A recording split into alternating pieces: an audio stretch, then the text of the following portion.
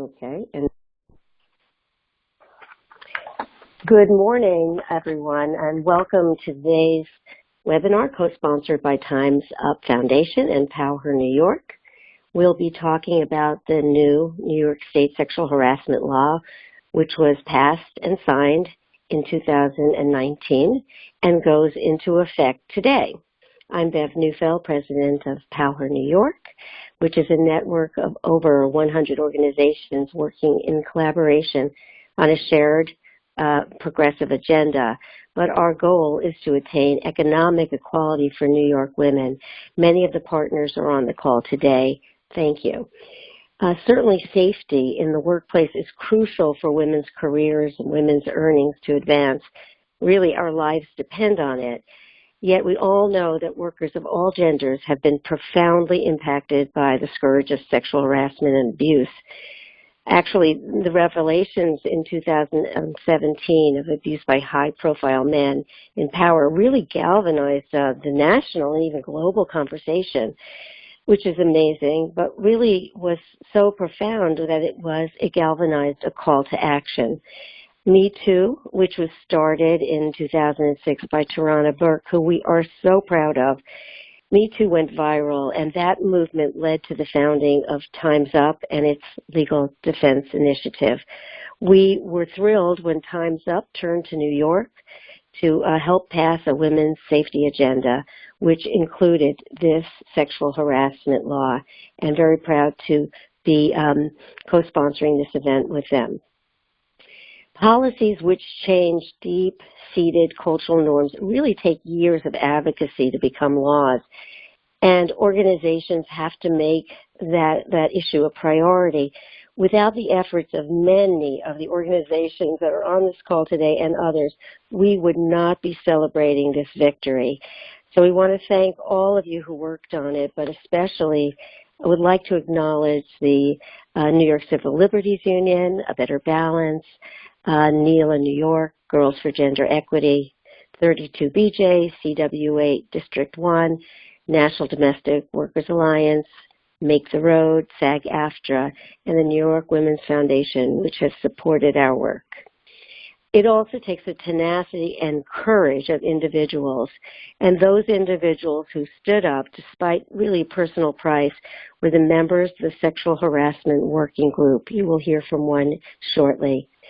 Of course, without our elected officials, this does not get over the finish line. We all know that.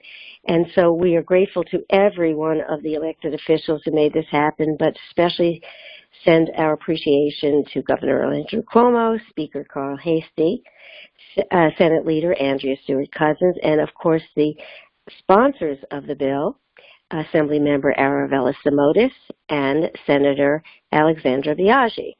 Next slide. We will be, let's move the slide to the next slide, please. Thank you. This is the lineup for today's call.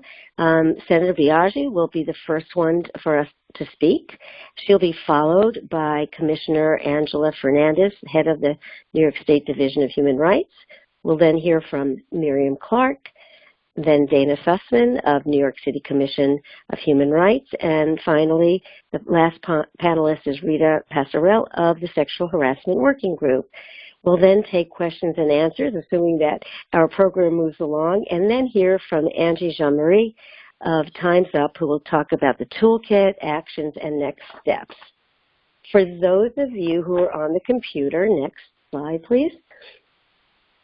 For those of you who are tuning in via computer, send your questions through the chat feature on your screen, or if you're only on audio, you can send an email to info@powherny.org if you have a question. Also, if you're having technical problems, you can use that info@powherny.org as well. And Abby Grimshaw, who we thank for helping make this webinar work, will get back to you. So thank you all for joining, and then most importantly, sharing this information far and wide so all workers in New York know their rights to work in a sexual harassment-free environment. We'll begin with an overview from Senator Biaggi, who I will now unmute in just a second here. Here we go.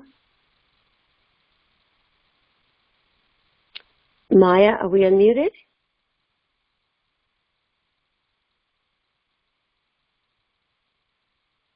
Just a moment, please.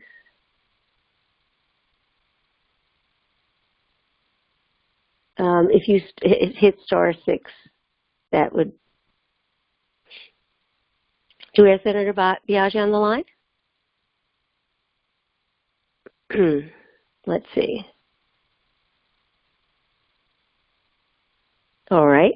It doesn't appear that Senator Biaggi is able to get into the call right now.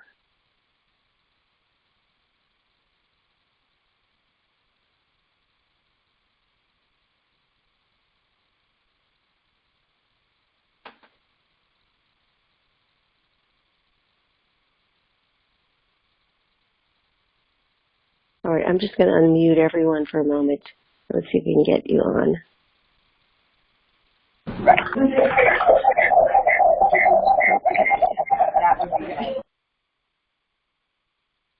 There we go. Okay. Do we have Senator Biaggi on the line? Is that Senator Biaggi? Hi, this is Maya from Senator Biaggi's office. You need to unmute her line. I sent you in a message which one it is. I sent it in the chat. Okay. All right. Sorry about that, everyone. Just wait one moment, please. All right. Let's see if we can find that.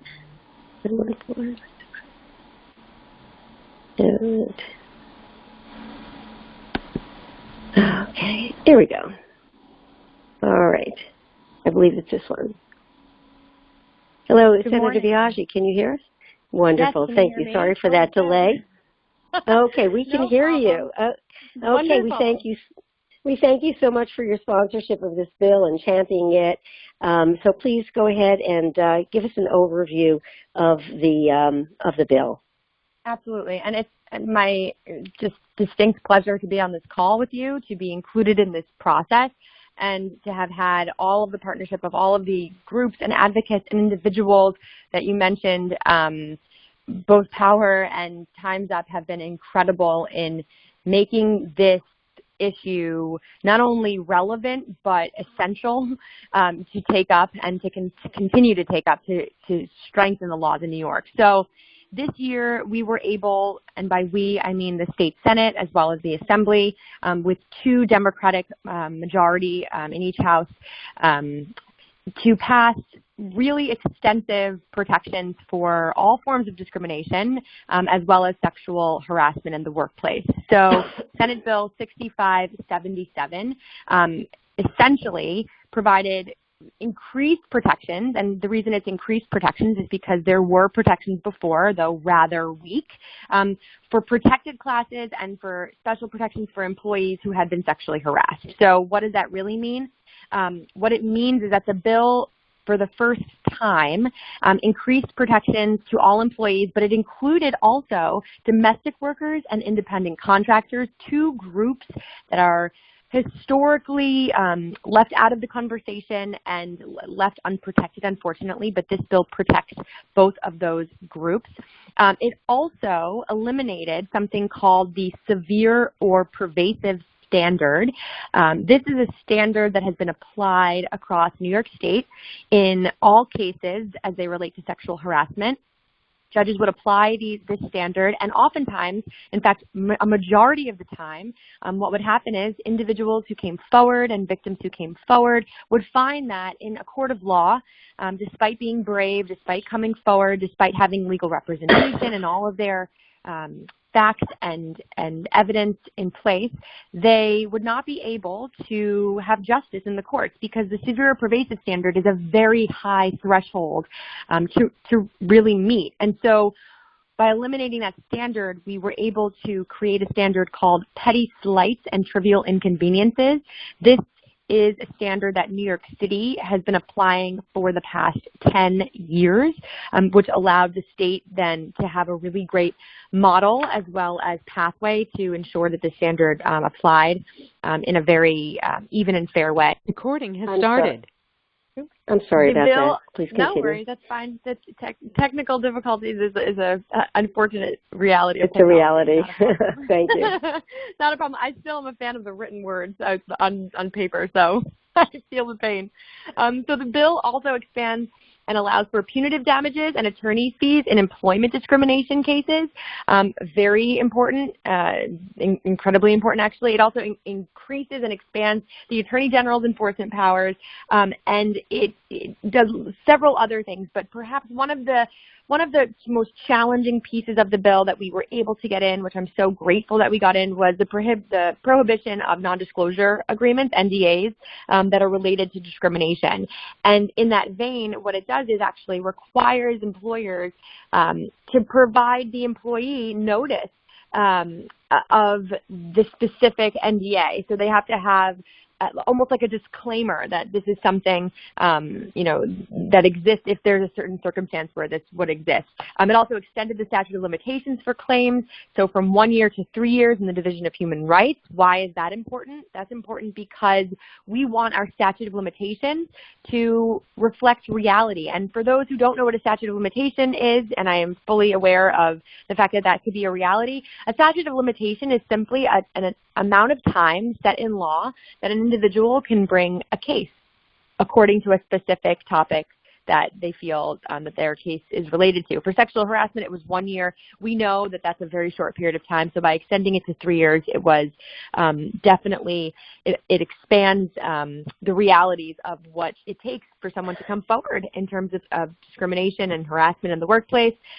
It also required something called the Model Sexual Harassment Policy, which is a policy that was set in the previous legislative session that is monitored and administered by the Department of Labor.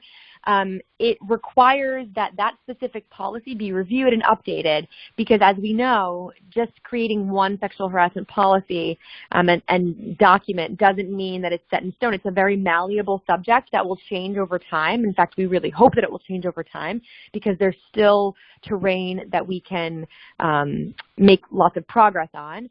And then lastly, it directs the Commissioner of Labor at the Department of Labor to conduct a study on strengthening sexual harassment prevention laws.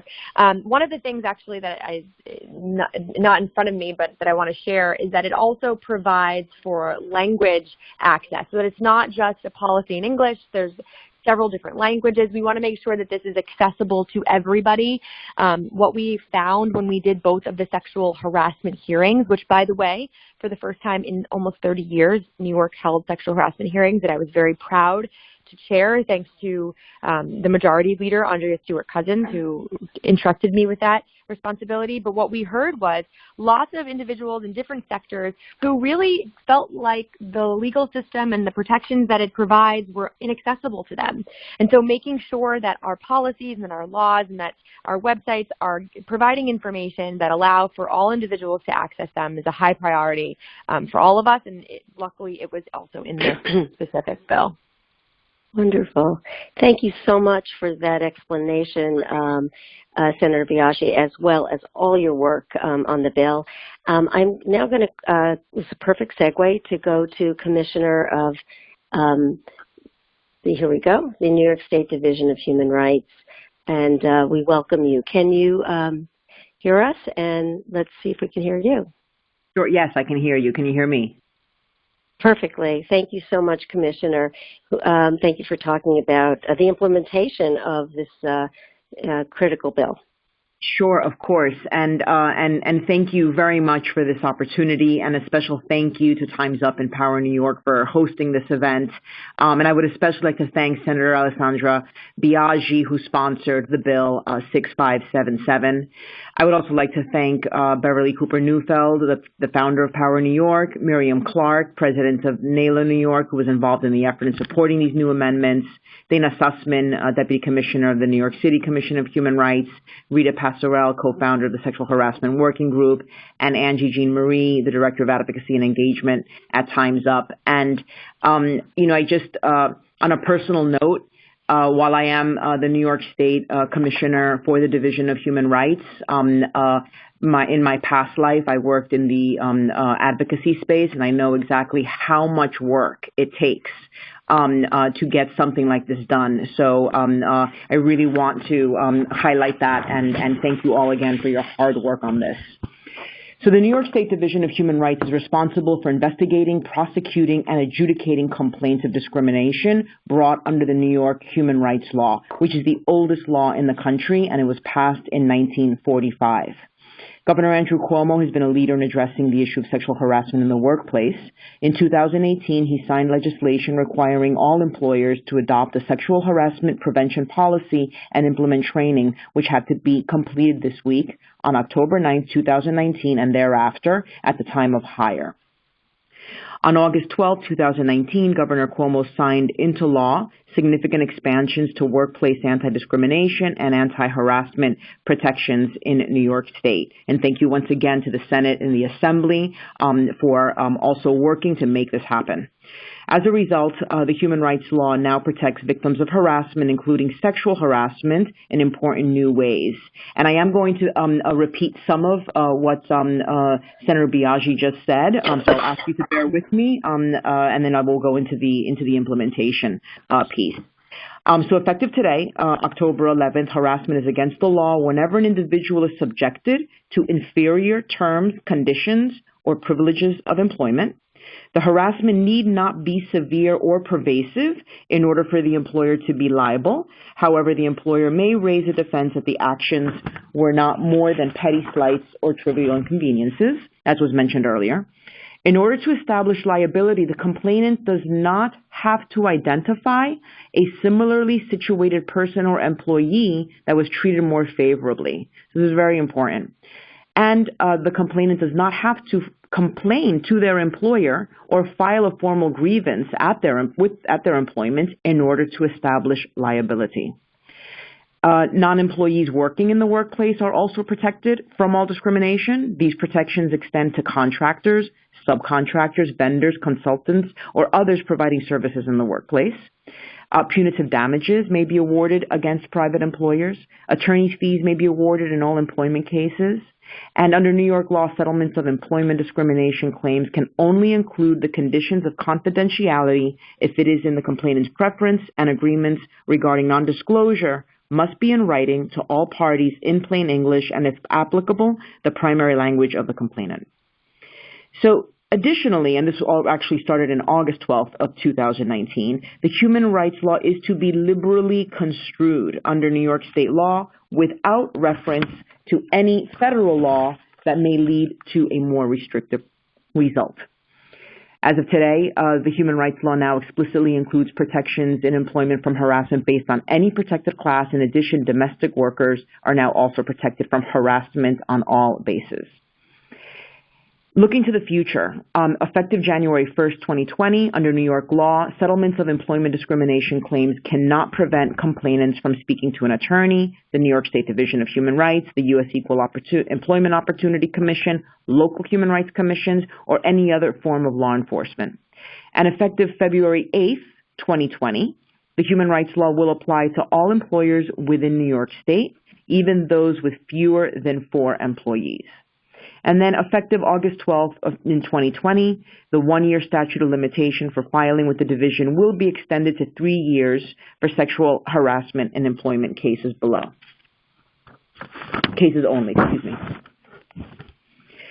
So the division plans to implement the new laws in the following ways. Number 1, through outreach and public education. Our updated educational materials about the new amendments can be found on the New York State Division of Human Rights website, in addition to the Combating Sexual Harassment website, which is located at www.ny.gov and managed by the Department of Labor.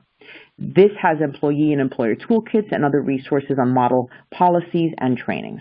We are planning a series of town halls and other outreach events throughout the state, and we will partner with advocacy organizations in addition to state agencies like the Department of Labor, Department of State, and the Governor's Office. We will continue active media and social media efforts in television, radio, and print, and I, as the Commissioner, will publish op-eds and speak publicly around the state.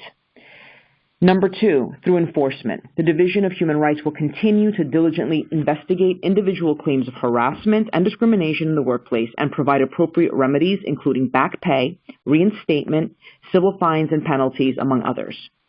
Our division-initiated action unit will monitor the progress of the recent amendments to determine whether we view an increase in sexual harassment claims and to identify any systemic harassment or discrimination that we would then investigate.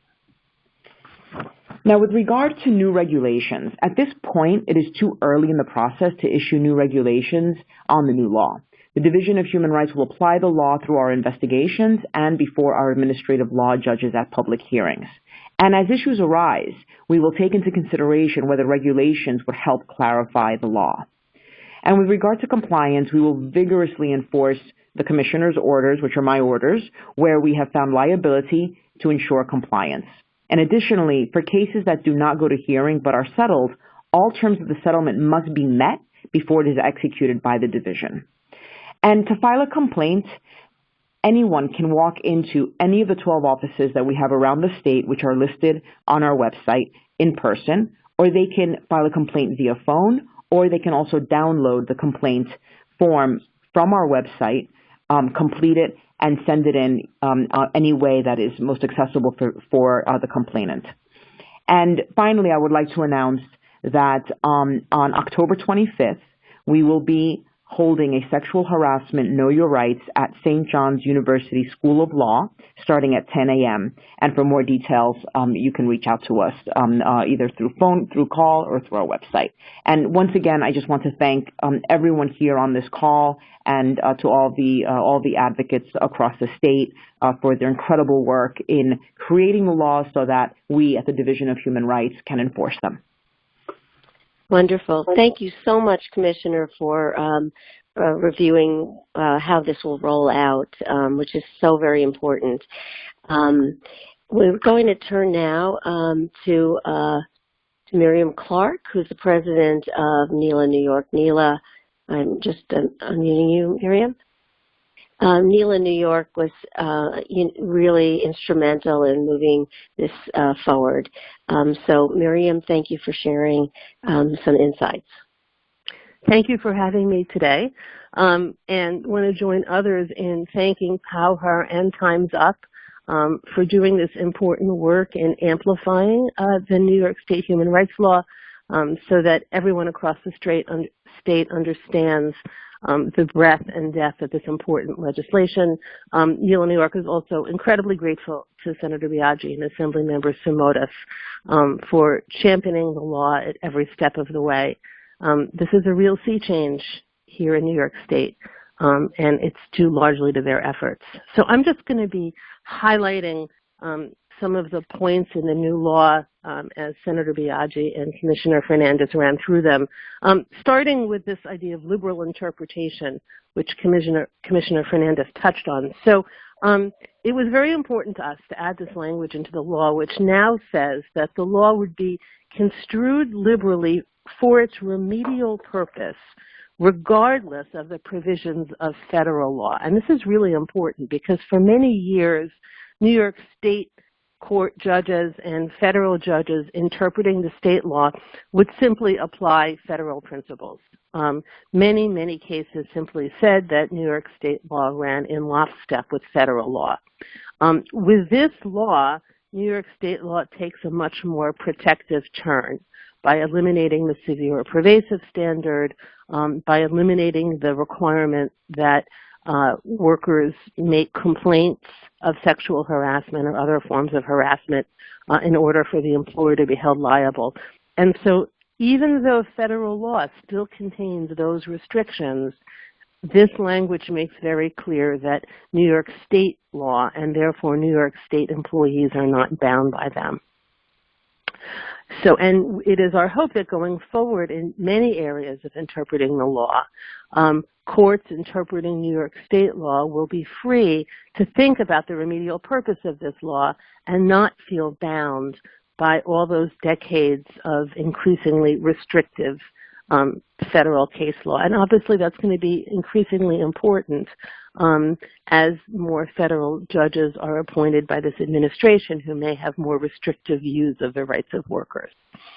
So another important point, which both Commissioner Fernandez and Senator Biaggi touched on, is the elimination of the 4-employee minimum. So up until this year, the only employers that were responsible for following anti-discrimination law were employers of 4 or more employees, except in the cases of sexual harassment. By eliminating that minimum, New York State really takes the lead, even more expansive than New York City law, in requiring that all employers follow the anti-discrimination laws. And for those who were concerned about, whether small employers, for example, are going to be aware of these new provisions, they're going to be covered by the law for the first time, we're grateful that Commissioner Fernandez and the State Division and organizations such as Time's Up are doing such a great job of educating all employers throughout the state. But many, many employees work for tiny employers. And up until now, those employees had no redress. That changes today. The law also, as Senator Biaggi and Commissioner Fernandez mentioned, now covers independent contractors. So independent contractors and other non-employees in the workplace are to be free from all forms of discrimination. In the past, that only covered sexual harassment. And the standard is that the employer is responsible if the employer knew or should have known of the harassment. So again, no longer is it required that the independent contractor or employee risk their job by making a complaint. The employer is responsible simply if the employer knew or should have known that the independent contractor was suffering from discrimination or harassment. With regard to domestic workers, the law before stated that domestic workers were free from sexual harassment only. Therefore, it was still lawful, believe it or not, to racially harass your domestic worker if you were an employer. That changes so that domestic workers are now protected from all forms of harassment based on membership in a protected class, for example, race, national origin, and the like. Finally, the new law provides for attorney fees and punitive damages in all cases of unlawful discrimination. In the past, persons who brought sex discrimination cases could have their attorney fees paid by the employer if they prevailed. Now, persons who prevail in all forms of discrimination cases can have their attorney fees paid by the employer.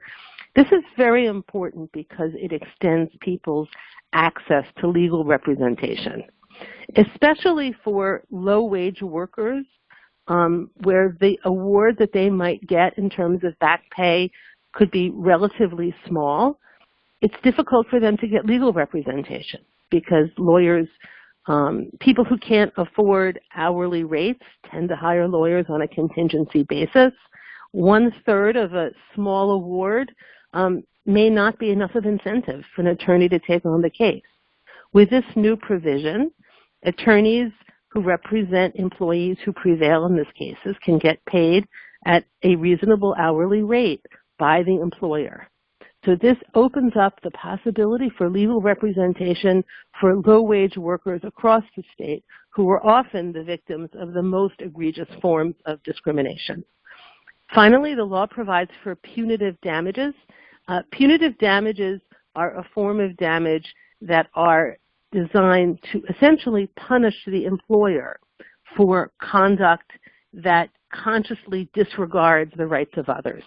Again, this is a very important element for low-wage workers because if their back pay awards are relatively small, the employer may just continue over and over to engage in bad behavior as a cost of doing business. If the employer is concerned about getting hit with a big punitive damages award, that might actually be a meaningful deterrent to unlawful discriminatory behavior. So those are, some of the high points of the law that it's important to be aware of going forward. Thank you so much, Miriam, for that in-depth discussion. Now we're going to go deeper into the issue of severe and pervasive, and we have Dana Sussman of the New York City Commission on Human Rights, which has been dealing with this for many years. Dana, can you let me hear if you can? We can hear you. Very good. Thank you. We can hear you. Go. Yes. Speak up, please. Thank you. Okay. Good morning, everyone, and thank you so much, PowHer and Time's Up, for coordinating this really all-star lineup. So many of my friends and colleagues are on the line presenting, and I'm sure joining in as well, and it's an honor to be with you all. I wanted to take us back just a little bit because the history of this extends far beyond the past 2 years, obviously. And the New York City Commission on Human Rights, where I work, is the city agency that enforces our local New York City human rights law. So we've been talking a lot about the New York State human rights law, but there's also a local New York City human rights law. And the City Commission, the agency that enforces that law, has been really for decades now at the forefront of the fight to address and combat sexual harassment in the workplace. So if we go to the next slide. So in 1975, our former commissioner, Eleanor Holmes Norton, who is now the congresswoman representing the District of Columbia in Congress, held one of the first hearings, public hearings on sexual harassment in the workplace. And out of that hearing, it is what we understand to be the first time that the term sexual harassment was publicly reported, and it was in the New York Times. And I find it interesting that it was kind of buried on page 38 of the Family and Life section, but here we are. And the quote here and the article itself could have just as easily been written in 1995 or 2005 or 2015 or even today, because I think the themes, the experiences are so consistent across the decades, despite a lot of progress that we have made and we continue to make in this space. We all know that this is, in many ways, an intractable problem that we are using now as many tools at our disposal to address. So if we move on to the next slide. So the standard in New York City has been a model for the past 10 years around what it means to engage in unlawful sexual harassment in the workplace. The New York City human rights law includes a provision that was passed in 2005, similar to a provision that is now in state law, as Miriam described, that informs judges and lawyers that the city human rights law must be interpreted broadly, it must be construed broadly, so that protections are considered broadly to effectuate its remedial purpose. So very similar language that's now in the state law. And in 2009, a state court interpreting the New York City human rights law did away with explicitly the severe or pervasive standard so that even a single comment that objectifies women made in circumstances where that comment would, for example, signal views about the role of women in the workplace may be actionable. And the defense to that is it must be more than petty slights or trivial inconveniences. So for the past 10 years, we have been operating under a legal standard that has done away in New York City with severe or pervasive and looks at sexual harassment like any other form of discrimination. If you are being treated less well than because of your gender, and it could manifest in the form of comments, of emails, of unwanted touching, of flirtation, and in a whole host of ways, then that is unlawful sexual harassment under the New York City human rights law.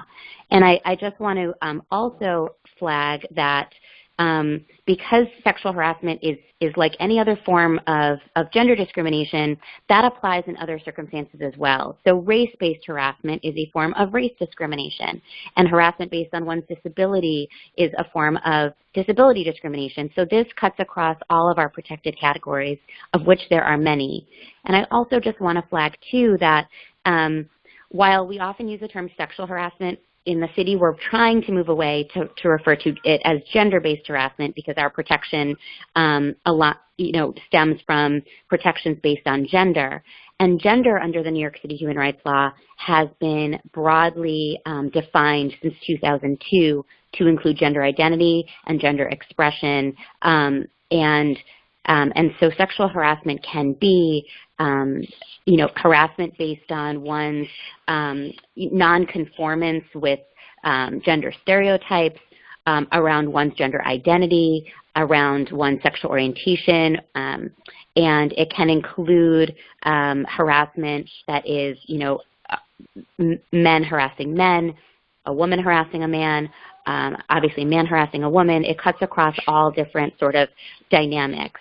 And while we do see most of our cases at the city level involving men as the harasser, we also see a significant minority of our cases are male victims, and it's most frequently, again, male harassers. So that really does involve men who are not, in many cases, who are not conforming to sort of these stereotypes around how a man should behave. And that may imply notions around sexual orientation or, again, gender identity or gender stereotypes. But this is what we see across some of our cases. So we often like to take the sexual term out because that implies some kind of sexual attraction or and that is really not the limiting principle here, but that it can involve a whole host of different characteristics that are actual or perceived that may result in harassing behavior. So if we just go to the next slide. So I just wanted to run through a bit of the recent history at the city level, and then we'll move on to our next speaker. So some of those high-profile stories hit the news in October of 2017. In December of 2017, the Commission hosted a public hearing on sexual harassment in the workplace, which was our first public hearing since Commissioner Eleanor Holmes Norton held public hearings many decades ago. That hearing had about 40 different people testify, either in person or by submitting testimony. And again, we heard from many of our partner organizations about how sexual harassment cuts across industry, identity, how it impacts women of color at higher rates than white women, how it impacts LGBTQIA workers at higher rates than cisgender and straight identifying workers. And we really wanted to highlight those voices because we felt like the narrative at the time really focused on those high-profile cases and sort of well-resourced people. In spring 2018, we issued our report, which had a host of recommendations. In spring 2018, we implemented the Stop Sexual Harassment in NYC Act, which included some of the changes that are now happening at the state level. There is a 4-employee minimum at the city level for claims of discrimination and harassment. That was reduced to 1 last year for gender-based harassment. So while it is that minimum is being reduced more broadly at the state level, currently right now, small employers, domestic workers have rights under the city law with respect to gender-based harassment. Our statute of limitations was also extended from 1 year to 3 years to file at the Commission. Again, as Senator Biaggi had recognized, it is a very short window of time to navigate filing a claim. So now it's 3 years to file at the Commission. And it also, the bill package included training requirements and posting requirements. So if we go to the next slide, and I'll wrap up. In 2019, early 2019, we launched our gender-based harassment unit, which is a small unit focused in our law enforcement bureau with attorneys and investigators who only address gender-based harassment cases. They have a specialty in that area. And then on April 1st, 2019, the Commission launched what we believe is the first of its kind online interactive anti-sexual harassment training that has now, I can tell you now, it's been completed over 200,000 times, and it's now up in 10 languages and has been completed several hundred times in every single language, with Spanish being completed over 10,000 times. And that is the online training that you can use, employers can use to meet both the state training requirement and the city training requirement. Both the New York City and New York State pass training requirements, but this online training, which is available on our website, can be used once a year to meet that training requirement. And as I said, the training has now been completed over 200,000 times. That's amazing, Dana. Oh, thanks. And just to close, I will say that, you know, our claims of sexual harassment in the workplace more than doubled in a single year from, if we look at the calendar year 2017 to calendar year 2018, and the claims coming to the Commission continue to grow. And we are looking at, you know, broad and remedial enforcement mandating systemic change in workplaces that had no policies, that had no training, that need to raise standards across the board, and ensuring that people receive damages for the emotional harm they endured if they were forced to leave the job, back pay, front pay if they are continuing to look for a job, and civil penalties and fines that would be paid to the City of New York. These cases can be challenging, but we encourage that people, challenging in the sense that it may take, you know, time for the Commission to investigate and prosecute, but we encourage people to continue to come to our agency and see us as a resource, both to learn what their rights are, for employers to learn what their obligations are, and for people to understand what their rights are and to realize the breadth of their rights under the local law. So thank you again, and thank you again for coordinating this important conversation. Thank you, Dana, for sharing the experience of New York City. We're going to turn to Rita Pasarell of the Sexual Harassment Working Group. This is the group that really catapulted the issue into the public eye and really helped move it forward. Rita, let's hear from you. And then I think Angie will go to you right after that. Sure. Thank you so much. Thanks to our host, Time's Up, all the workers and advocates on the call, all my co-speakers. I'm going to start by telling a little bit about my experience being sexually harassed at work and then plug it in to some of the changes that we've seen in the law this past year. So I worked for the New York State Assembly in 2011. I worked for Assemblymember Vito Lopez, and he was a sexual harasser almost every day. And I and my coworker, Leah A. Bear, reported him to the Assembly for sexual harassment. About 6 months later, we entered into a settlement agreement, and that contained a non-disclosure clause. About a month after we signed, we had first found out that the Assembly never investigated our complaints of harassment, and also that new employees had been hired by Vito and that he had harassed them and that they complained, and they wound up suing. So around that same time, I applied for unemployment because a part of the settlement agreement was that I would resign from the job, and I did. I was denied unemployment because I wasn't able to talk about what happened at work without violating the non-disclosure agreement. So fast forward to last year, a bunch of these changes that we saw in the laws were informed by these two sexual harassment hearings that Senator Biaggi mentioned, and that's because we need to hear from the people who laws affect. So when sexual harassment and discrimination laws are being crafted, of course we want to hear from workers to know how, you know, prior laws have harmed them. So we can go to the next slide. And I'll be brief on this one. It's just some background. I want to highlight when we're talking about these laws, it's important to say that sexual harassment is a form of sex-based discrimination under federal and state law. Hopefully soon we'll be like New York City and call it gender-based, but for now it's sex-based discrimination. And I like to highlight that because it's just as bad as any other form of discrimination. And there are other types of discrimination, as Dana had mentioned, aside from sexual harassment, other forms of harassment, rather, aside from sexual harassment. And we can move to the next slide. And I'll get into the specifics of the laws that I'm going to talk about.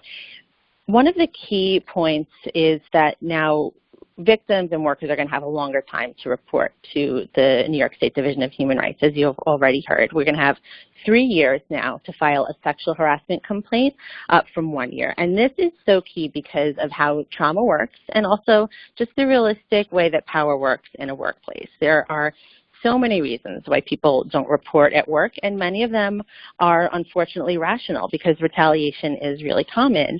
And also something that we hear really frequently when people reach out to us now in the sexual harassment working group is they say, I didn't report at the time, but now I've heard the harasser is doing it again, and now I want to report. So this change helps that happen. It helps the continuity of a repeat harasser, which many harassers are. And I'm going to move to the next piece, the non-disclosure protections. Something that is an unfortunate tension in this area is that when a worker is harassed, they are entitled to the harm, to the compensation for the harm they've received, but also new workers need to be protected at the same time. So when a worker winds up with a settlement agreement and there's a confidentiality or non-disclosure clause in there, often that can come at the cost of new workers finding out the information that they should have had to protect themselves. And the change to the law helps to fix that, because now non-disclosure agreements, they can't prohibit an employee from participating in an agency investigation. So new workers could be privy to this information, or the agency can put a stop to harassment, hopefully before new victims come about. Also really important to me is that the non-disclosure agreements can't prohibit a worker from disclosing facts necessary to receive unemployment or other public benefits, like what happened to me and my coworker. And the last change I'm going to touch on is that there used to be a defense, and it partially exists, where a employer can point the finger in blame at a worker who didn't complain of harassment. So now that is no longer able to take place. It's no longer determinative if a worker doesn't report harassment to their employer. And this is a much more fair way for the law to be, because if an employer doesn't take harassment complaints seriously, they'll get that reputation among workers, and workers are not going to tell them about the harassment. So it's not right for an employer to create this bad environment where they're not taking complaints seriously and then yet blame the worker for then not coming to them. So that is really all I have to say about these laws here that we have. And I do just want to underscore how important it was to have those sexual harassment hearings where we hear the testimonies from the workers, from experiences like mine and other people who've had these bad things happen to them at work. But we now have built that into some good benefits where we hopefully can stop that from happening to more people. And I want to again thank the Time's Up and PowHer presenters today. Great. Thank you so much, and thank you for all you've done to move this forward, and to the rest of the working group, sexual harassment working group.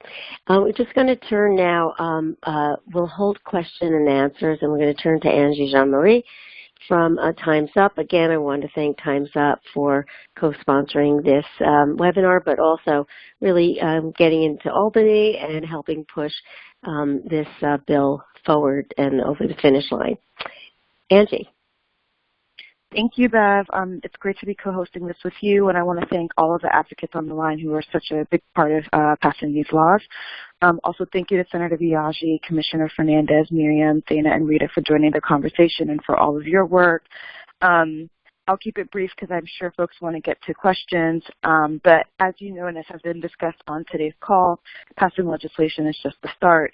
We know that we now want to ensure that New Yorkers know their rights and employers know their responsibilities. So today, Time's Up is releasing the New York Know Your Rights Toolkit on sexual harassment based on the increased protections in this new law. I want to thank the many people who contributed to the development of this toolkit, including PowHer and all of the speakers here on the call today. This Know Your Rights Guide will provide an overview of employee rights, a workplace safety checklist, more details on the provisions of the new law and how they're different from previous laws, as well as what an employee can do if they or someone they know is facing harassment at work. The guide will be available in English and we'll also be translating it into Spanish next week, so please stay tuned on that. We would love your help spreading the word about this toolkit and spreading the word far and wide. We'll be sending a link after this call in a follow-up email, and you will also be able to text NYSAFE, that's NYSAFE, to 30644 to download the toolkit. In addition, in that follow-up email, we'll pass on some social media guidance you all can post and make sure to share with your networks via your social channels. So we know that a lot more lies ahead, and we're excited to be working with everyone here on the call to ensure safe, fair, dignified work for all New Yorkers. So we'll kick it back over to have some Q&A. Thank you so much, Angie, and thank you for the, just to tell everyone, the toolkit is really excellent.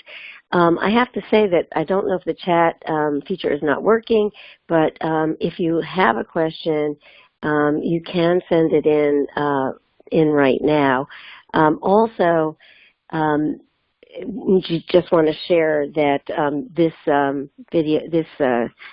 webinar will be posted online, and the toolkit will be as well. The social media is a really critical part of this, and this really has its impact when everyone knows their rights and employers are aware of this really strong law. I don't have questions coming in, and so I think that we can close our webinar. I just want to thank all of the panelists. You are really quite amazing. And there's a question about training. And does the state or city have a list of preferred training providers? And I'm just going to turn to, let's see, what do we have here? Leah Rambo on training. Let me open up the line for anyone who wants to answer that. I'm going to, there we go. Rita, I have you open. Dana. I mean, I think that the answer to the training is that the Hi. Yep. Yep. Dana, you want to answer that? Dana. Sure. Yeah. Okay. So the city does not have a preferred training provider or a list. It was just beyond our capacity to, quote unquote, certify any training. We do have our online interactive training that is available on the city website, which is nyc.gov/human rights, and it's on the home page, sort of on the bottom half. There's a button that'll get you there. And on where can you find more information about the training requirements, our website, that homepage,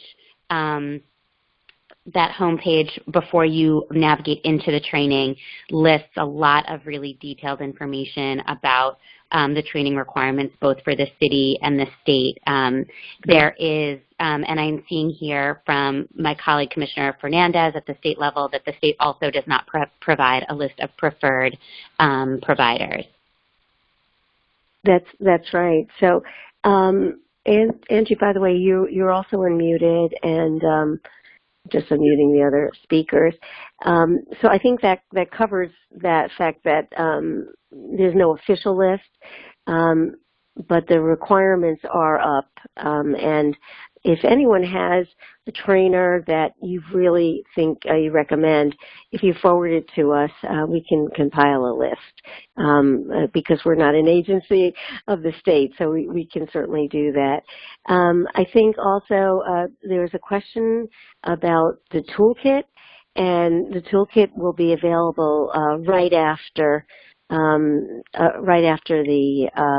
the webinar. Well, not right after, but shortly after. We'll be sending out the toolkit and the video links and social media. So with that, I'd like to say that I mispronounced Senator Biaggi, your first name. It's Alessandra. I apologize for that. I'm sure that happens frequently. And I would just want to thank everyone again for joining this. Please, also at Time's Up, I want to thank Jen, Angie, and Kita especially for making this happen. Thank you, everyone, for joining our webinar today and for sharing this information far and wide. You can always come to PowHer New York .org and sign up for our e-blast to stay in touch and to hear the latest news on the many issues that we are working on. So thank you and have a wonderful day.